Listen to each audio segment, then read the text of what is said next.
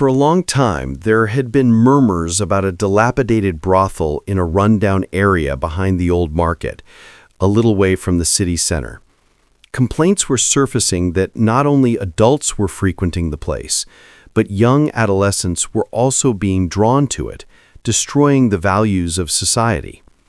This brothel seemed to cast an invisible net, silently trapping many promising lives. For Madame Lila, these complaints were not merely news, they were a call to conscience. She knew that to solve this deep-rooted problem, a mere top-down raid would not suffice. She had to strike at its core. Madame Lila summoned her trusted assistant, Inspector Ahmed. Ahmed was an experienced and discerning officer who always supported Madame Lila's course of action. Madame Lila presented her plan for a clandestine operation. Ahmed was initially hesitant. Sending a police superintendent into such a perilous situation was a cause for concern for him. "Madam, we are worried about your safety," Ahmed said. "We can collect information in some other way." Madame Lila smiled gently. "Ahmed, this kind of syndicate is so organized that it's difficult to get genuine information from the outside. I have to go inside, earn their trust, and then bring about their downfall. We cannot afford to be afraid." Ahmed had to yield to her strong resolve. A detailed plan was drawn up, which included Madame Lila's disguise, communication system, and strategies for quick assistance in any danger. Madame Lila decided to present herself as a simple, helpless woman who had come from a village and fallen into trouble in the city while searching for work. She meticulously rehearsed her attire, demeanor, and even the use of a regional dialect. On the appointed day, Madame Lila set off towards the brothel. Evening had given way to night, and the city's hustle had subsided. Cutting through the glare of neon lights and the sounds of traffic, a different kind of silence prevailed in that dark alley.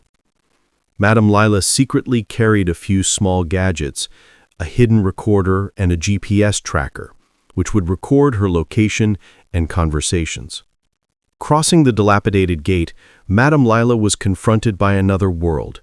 Contrary to the external silence, there was a hushed clamor inside. The filthy corridor was lined with damp walls and old furniture. A strange, musty smell hung in the air. She saw women of various ages aimlessly wandering, a profound weariness and melancholy in their eyes. She also noticed the presence of some men. Madame Lila walked carefully, maintaining her character. After a while, a middle-aged woman approached her. Her name was Jamila. Jamila was an old worker there who looked after the newly arrived girls. Madame Lila recounted her fabricated story to Jamila, how she had lost everything and come to the city and was now looking for a place to stay. Jamila showed some sympathy upon hearing Madame Lila's story. She took Madame Lila to a small, filthy room and began explaining the rules and regulations of the place. Madame Lila observed Jamila very cautiously. She realized that Jamila herself was a victim of the cycle, but due to circumstances she had become a participant. Madame Lila stayed at the brothel for a few days. During this time, she gathered much important information by talking to Jamila and the other workers. She learned that most of the women there were victims of poverty, deceit, or domestic abuse. Many of them wanted to return home, but the tight control of the syndicate did not give them that opportunity. They were subjected to mental and physical torture so they wouldn't dare to escape. The most heartbreaking was the presence of adolescents. Madame Lila saw with her own eyes how young boys regularly visited the place. Some of them could not have been more than 15 or 16 years old. A kind of recklessness was visible on their faces. They were laughing, taking drugs, and mingling with this darkness. Madame Lila's heart filled with pain. She profoundly understood how bleak the future of these teenagers was. She realized that this syndicate was not just exploiting women, but also destroying the future generation of society. One night, Madame Lila learned about a secret meeting. The main culprit of the brothel and his associates would be present at this meeting. This was a golden opportunity for Madame Lila. She positioned herself very carefully near the room and switched on her hidden recorder. She heard how they were planning to use minors and how they were maintaining contact with influential people to continue their activities.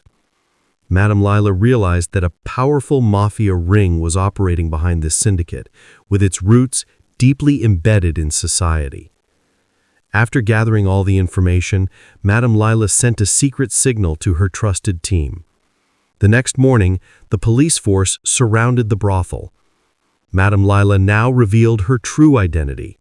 Seeing her, the workers, customers, and criminals were all stunned.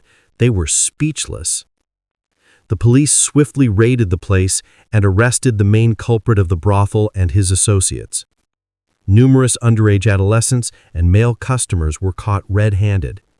The women who were forced to work there were rescued. A mixed feeling of fear, liberation, and uncertainty was visible on the faces of these women.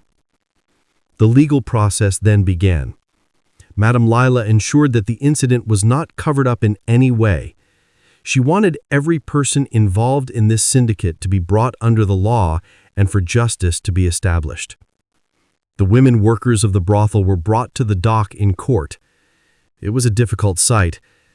Madame Lila argued that these women were essentially victims. They had not voluntarily chosen this path. She strongly appealed for their rehabilitation. She proved that these women wanted to return to society and lead normal lives, but they were not given that opportunity. On the other hand, harsh punishment was ensured for the main culprit of the brothel and his associates. Madame Lila presented specific evidence and information against them, which was sufficient to prove their crimes. In the case of the underage adolescents, Madame Lila emphasized their rehabilitation.